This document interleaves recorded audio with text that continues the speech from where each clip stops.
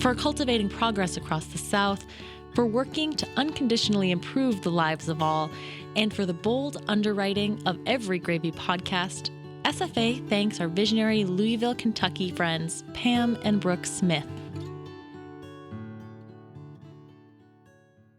Once upon a century or two ago, Galveston, Texas was a magnet for Gilded Age tycoons and was perhaps the greatest city of significance between New Orleans and San Francisco. The Great Storm of 1900 hit, and in its aftermath, Galveston began to cede its influence to Houston. Today, Galveston's population doesn't even rank in the top 50 of Texas cities. And while Austinites regard their community as a small town with growing pains, some Galvestonians will tell you that theirs is really a big city disguised as a small town. During the boom years, Galveston was a port for Italian and Sicilian immigrants. In this episode of Gravy, Evan Stern heads to Galveston to meet a few of the folks whose forebearers landed at the port of Galveston and brought their foodways with them. I'm Sarah Camp Milam. I'm Melissa Hall, and you're listening to Gravy. Gravy. Gravy. Gravy. A production of the Southern Foodways Alliance, Gravy tells stories of the changing American South. Evan Stern pulls in to Galveston. Hard, I'm 92. It's hard for me to remember a lot of this stuff. I'm just getting older and uglier, that's it, so. Lawrence Puccetti can be found most days holding court amongst a crowd of workers, barflies, and Astros fans from his corner booth at Sonny's Place. An unfussy wood-paneled dive at the corner of 19th and Avenue L. It stands as one of Galveston, Texas's most venerable institutions, and has been serving the coldest beer on the island since 1944. I really enjoy people, and only thing I do now is come down here and try to make them laugh. A Korean War veteran, Lawrence was raised upstairs from where we're sitting and started serving from behind the bar in 1951. But despite the years he's put in here, he still answers to the nickname Junior and tells me he's not to be confused with his older brother, for whom his parents named this place. Now, people often ask me if I'm silly. I tell them no, but I'm bright, so. Still, he picked up the reins of ownership following his father's passing and cooked for years after his mother suddenly died in 1967. Those duties now fall on the shoulders of his son Richard, who, after finishing lunch service, exits the kitchen to fill me in on a little history. He tells me where we're standing originally started as a speakeasy, and that his grandfather kept a poultry market in the front to conceal the drinking and gambling that was going on behind closed doors. Then, in 1944, after hosting a revolving door of tenants, he put in a sign and assumed the role of a full-time saloon keeper. So my grandfather took over the bar, so people would be drinking or having a good time, and they'd go, wow, sure, I'm hungry, and my grandmother would go upstairs and cook something and bring it down, and it became an endless thing of going upstairs and cooking, and word just spread. And that's how we got into the bar and restaurant business. Today, the menu is expansive, with bar snacks, fully loaded burgers, and even a chicken fried steak sandwich called the Artery Clocker. But perhaps the biggest clue to this place's roots lands on the second page, where their spaghetti and meat sauce is announced with an exclamation point. And my parents are Italian. My father was from Lucca, Italy. My mother was from Sicily. And if we didn't have Italian spaghetti of some sort, I'd think I was dead. My mother cooked spaghetti every Sunday. While Junior learned his parents' recipes, the Italian language never took with him. I don't speak Italian because my mother followed two different dialects.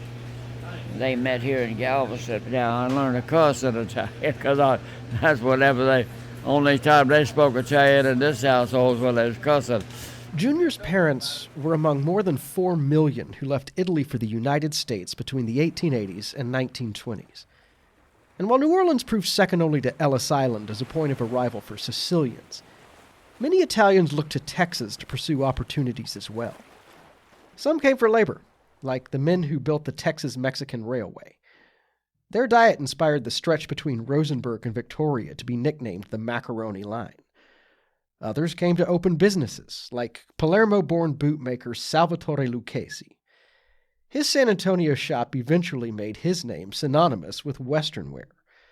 Lucchesi and an estimated 750,000 immigrants from around the world first entered the U.S. through the port of Galveston between 1839 and 1920. This history, local Doran Glenn stresses, is crucial to understanding the city's cultural fabric today. Back at the turn of the century, the port of Galveston was a more important port than the port of Houston. The city of Galveston was more bustling. It was the Wall Street of the South. It was the Ellis Island of the South. But Galveston, people don't quite realize exactly how much immigration and naturalization activity was here on the island, because we had so many different groups coming in and deciding and choosing to stay here and to settle here, not just to move on from Galveston, because Galveston did offer so many opportunities at the turn of the century. Officially incorporated in 1839, Galveston essentially sits on a sandbar that straddles its namesake bay and the Gulf of Mexico. Thanks to its natural harbor and the business of cotton exports, it quickly became a prosperous, cosmopolitan center that enjoyed a trade monopoly as Texas's gateway. And as a growing city in need of goods and services, it also proved a desirable landing place for immigrants seeking work and opportunity. Among those foreign newcomers were Germans, Russian Jews, Greeks, Poles, Czechs, Italians, and Sicilians. That last group in particular, Doran says, had backgrounds that may have prepared them well for life on the Texas coast. If you have come from a place that is surrounded by water, you know the good and the bad. And I think that those from even a century ago that were coming from some seaside or portside city, that they would long for something that would at least remind them a little bit of the same type of area. While Galveston provided an adoptive home for many immigrants from central and northern Italy, its waters are key to understanding why by the early 20th century, most of its Italian citizenry hailed from the Sicilian provinces of Catania, Palermo, and Agrigento. Skilled in fishing, shrimping, and other seafaring trades, many of these displaced countrymen followed opportunity here after first landing and working in Florida and Louisiana, while others, like the parents of native Galvestonian Altropia, followed family here directly. Both of my parents were from Sicily, from a little fishing village called Acitrezza. It's on the east coast of Sicily with the province of Catania. It was a fishing village. So they went where the fish were at. He would work the port and he would go shrimping, and basically that's what there was a group of Italians that always hung around together, and a lot of them were shrimpers, and then eventually got into the grocery store business. Tropia's was open from 1959 to 1981. They were just one of many Italian corner stores whose presence on Galveston's dense, walkable, grid-patterned streets were ubiquitous. As early as 1906, the city directory listed half of all retail groceries as Italian-owned, and I'll suggest that by his childhood, those numbers had only grown. Alderici Brothers, Dima's, Mrs. Wilkinson grocery store, Micheletti, Manotti's, Niambra's grocery stores, Jesse's Food Market. There were so many corner grocery stores here in Galveston, and they were all run by families. They weren't company stores. Al tells me these places all had their own clientele, and almost all had specialties that made them unique. We had a butcher that would hand cut all the steaks and roasts, and then we had a deli with all the different lunch meats, and we called some sorprezzata. We would sell some provolone cheese, and we would sell some mortadella and Coca-Cola. And later my mother, we would buy the actual Sicilian green olives, which she would crack every one of them and put them in a big glass container and spice them up with the olive oil and some other spices, Italian spices that she actually put together. And we would sell those on the counter in the butcher shop too for people. Our specialty in the butcher shop, what we were very well known for, my father actually made homemade Italian sausage. One who remembers Tropea well is Robert Mahoville. A photographer and native of Galveston, he ran many errands there for his parents and remembers their house-made sausage in particular. Alfio's father would make it by hand, and then they had big grinders, and so he would mix the pork and the seasoning. And I remember, watching him taste it. I mean, he's working with this raw meat, and he's taking little samples to know what it's going to taste like, the finished product, and hand cranking the sausage. And it was so good that really, after his father passed away, I talked to him many times about just going into business just to sell the sausage. He never took me up on it, but I still think he could make it because it was that good. Al continues to make the sausage each Christmas and has shared the secret recipe with his sons and grandkids, but seems happy to keep it as more of a family tradition than moneymaker. Still, he can't help but tell me about the time he surprised his dad by shipping 15 pounds of their sausage to family hero, Formula One race car driver, Mario Andretti. I got a phone call from Mario's secretary. So I spoke with her, and she says, I just want to let you know, Mario Andretti said that was the best sausage he's ever had in a long time. He wants to talk with you. So I said, great. And so of course, all of a sudden he got on the phone. He was, hello. And I said, hello, Mr. Andretti. No, call me Mario. And my dad, of course, he's on a bandsaw cutting pork chops. And I said, wash your hands. I said, you got to get the telephone. So eventually I had to convince my dad it was Mario Andretti that he was actually talking to. And they stayed on the phone for about 45 minutes talking together. 2 months later, Mario called back to order 50 pounds of sausage.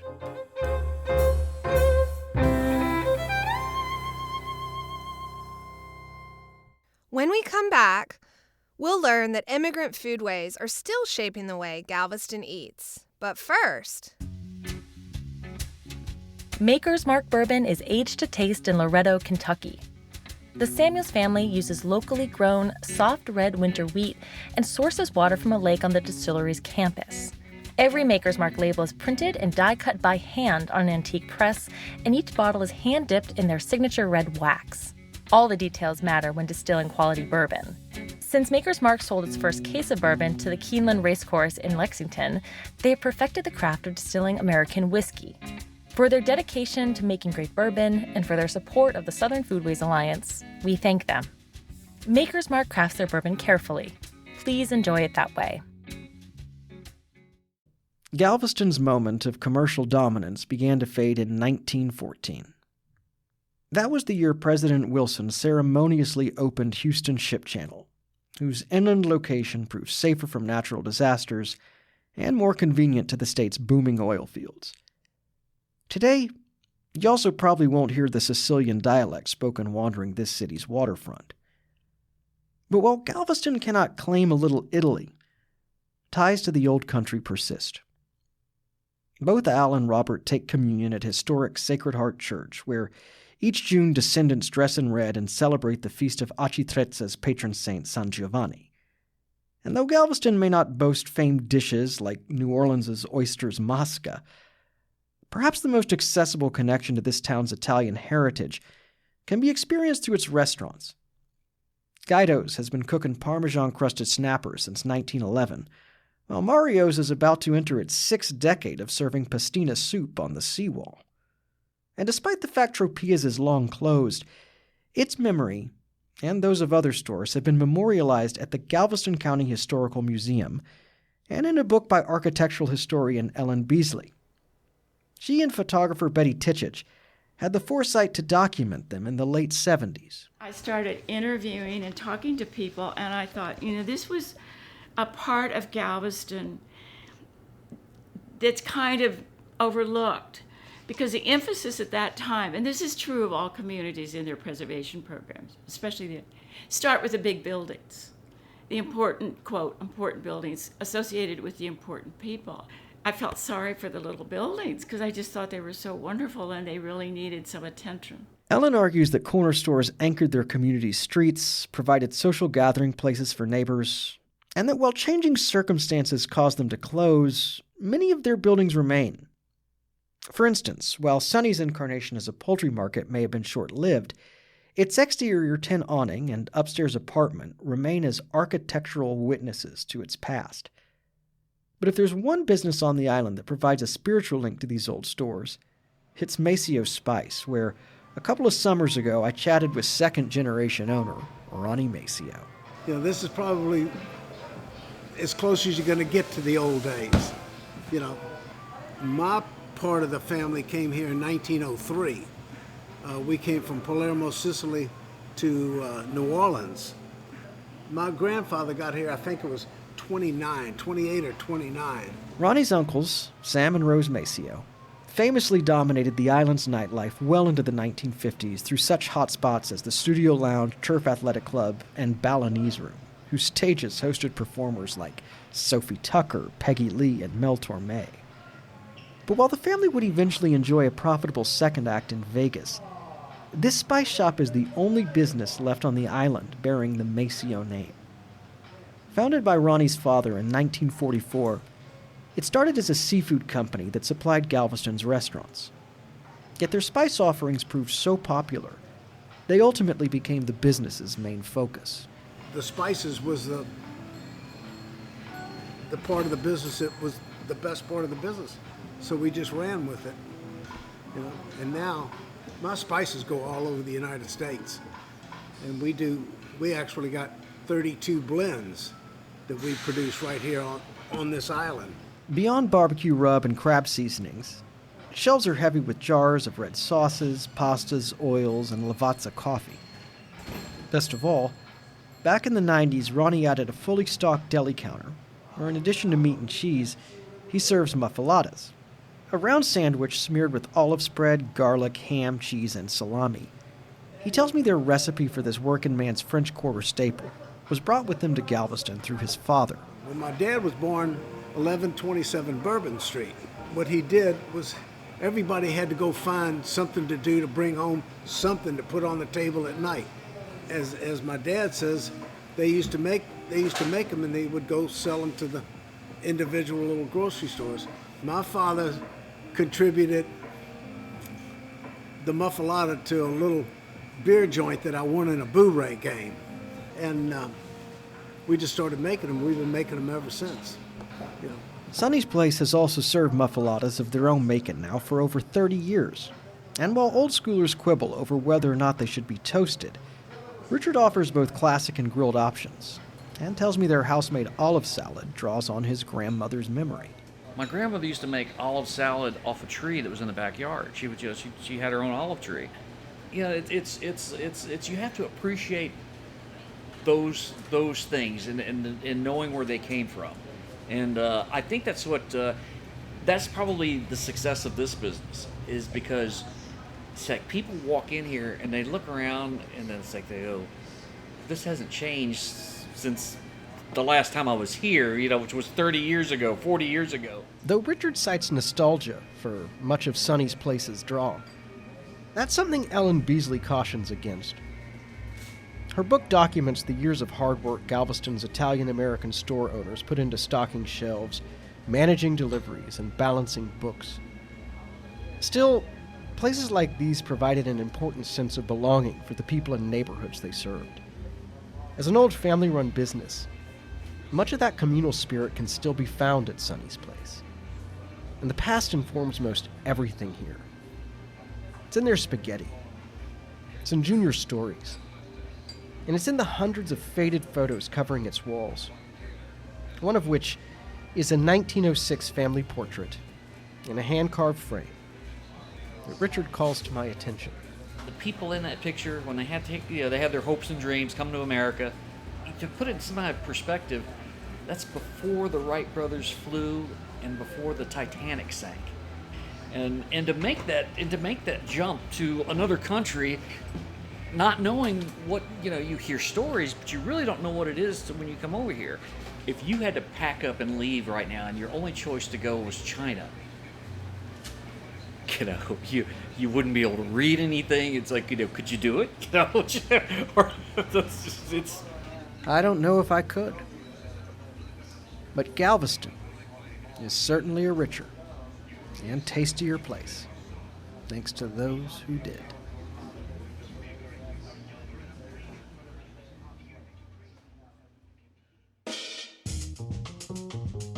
Evan Stern produced and reported this episode. Enjoy his work? Subscribe to and like his podcast, Vanishing Postcards, named one of the best podcasts of 2022 by Digital Trends. We are saddened to report the loss of Ronnie Maceo, who died as this piece was in development. Maceo Spice will continue in the capable hands of his daughter, best friend, and business partner, Conchetta Maceo. Our thoughts are with her and with all who knew and loved Ronnie. We thank Wendell Patrick for Gravy's theme music and Jazar for our donor music. Special thanks for this episode go to fact-checker Katie King and editor Olivia Terenzio. Managing editor for Gravy and all other SFA media is my co-host, Sarah Camp Milam. Mary Beth Lassiter is our publisher. Visit us at southernfoodways.org to listen to more episodes of Gravy, including the story of how Jennifer and Brian Caswell of Houston worked to feed oyster folk in the wake of Hurricane Harvey. While you're there, please consider becoming a member or making a donation. Your dollars fund our good work and help us make more gravy.